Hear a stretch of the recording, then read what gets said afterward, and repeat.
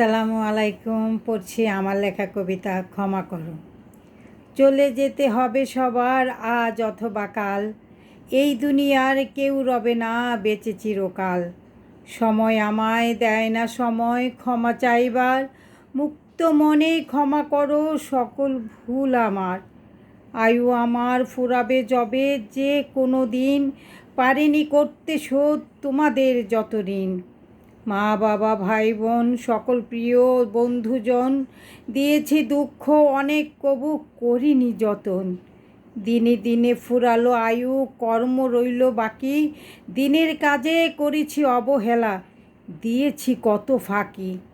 দুনিয়ায় ছিলাম মত্ত নিত্যদিনের বাহানায়, চিনলাম না স্রষ্টার শ্রেষ্ঠত্ব, না চিনলাম আপনায়।